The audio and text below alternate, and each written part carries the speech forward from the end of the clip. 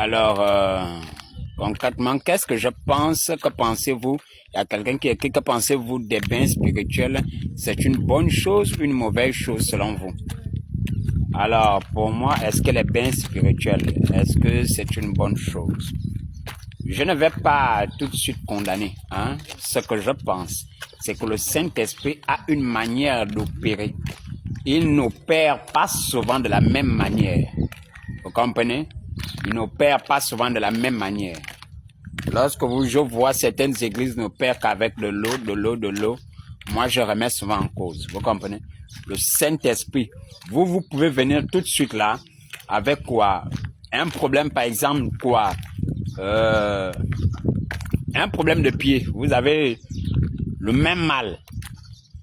Et à l'un, le Saint-Esprit dira, toi, va appliquer telle chose. Et à l'autre, il va par exemple décider, on va simplement prier dessus et il va retrouver la guérison. Vous, on ira simplement vous dire d'aller faire tel bonjour. On vous dira tout simplement d'aller faire telle ou telle chose. Et vous aussi, vous allez à nouveau retrouver votre santé. Est-ce que vous comprenez? Et Jésus-Christ de Nazareth a opéré de cette manière. Lorsque il a eu certains cas venaient à lui, à l'un il pouvait mettre de la peau aux yeux, à l'autre il suffisait simplement de croire, la personne repartait et trouvait son enfant qui était possédé totalement rétabli. Aux autres, pour les mêmes cas de possession démoniaque, il imposait les mains. C'est-à-dire qu'il opérait différemment. Vous comprenez? Il opérait différemment. C'était comme ça. Il opérait différemment. Vous allez par exemple voir Jésus-Christ de Nazareth qui peut par exemple ressusciter quelqu'un, votre enfant est mort.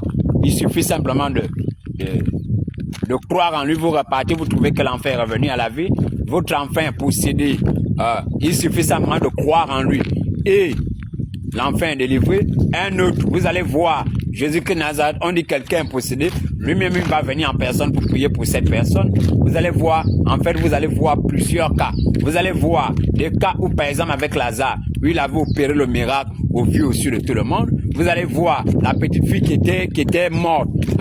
Il va repartir pour ressusciter cette fille, il ne va prendre que 3 personnes. C'est-à-dire qu'il a une manière de faire. Une manière de faire l'aveugle de naissance. Vous avez vu comment il l'a guéri. Et ensuite, celui qui avait fait 38 au bord de la piscine. C'est-à-dire que ça parle au Saint-Esprit.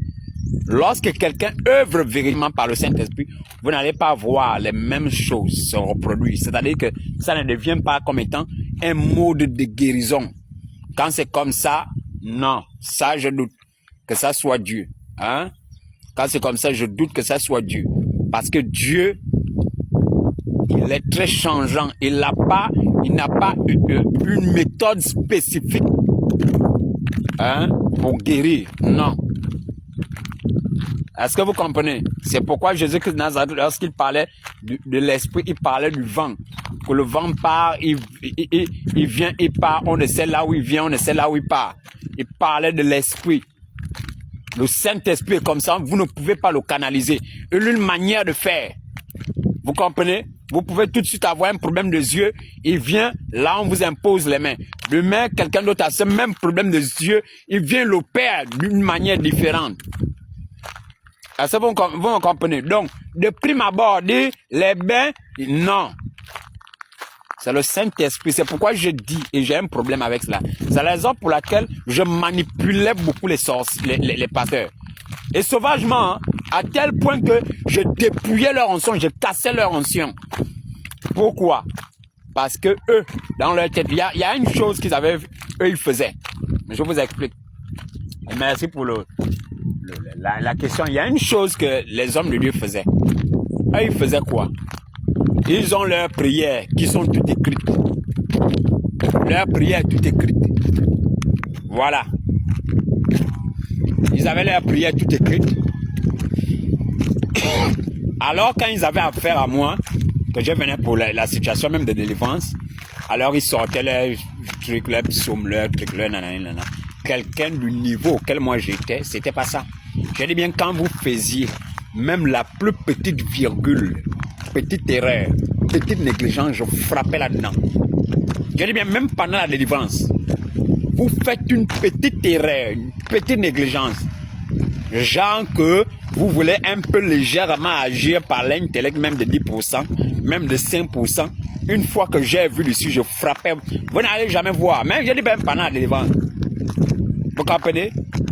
Alors vous finissez là, ça va terminer comme ça. Ah oui, frère, tu étais délivré. Alors comment est-ce que non? Vous comprenez? Oui, je vous dis la vérité. Parce que quand je venais comme ça, j'étais sous l'emprise d'autres choses. Donc ça signifie que même ma conscience là, ma volonté n'était pas présente.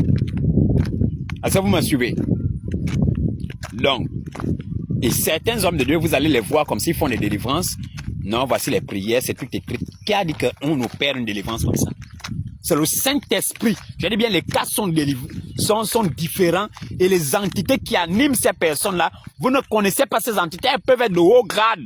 Je vous ai dit que le grade, c'est quoi? C'est une entité. L'information, c'est une entité de haut grade. Donc, ça signifie que le niveau de stratégie est élevé. À ce moment-là, l'homme ne peut plus opérer. Il faut que le Saint-Esprit lui-même soit là. Parce que c'est lui le maître de la délivrance. Je dis bien, peu importe les petites techniques que l'Esprit va vouloir faire, en utilisant celui qui est possédé. Peu importe les petites stratégies. Allez, virgule, le Saint-Esprit corrige. Quand tu vas vouloir faire comme ça, il a déjà dit à l'homme de Dieu que fais comme ça, fais comme ça, fais comme ça. Parce qu'il sait ce que l'Esprit là va vouloir faire. Or, eux, ils font les délivrances, ils n'invitent plus le Saint-Esprit. Ils se mettent d'abord eux-mêmes, ensuite ils veulent utiliser le Saint-Esprit comme ils veulent. Pour que le Saint-Esprit agisse comme eux ils veulent.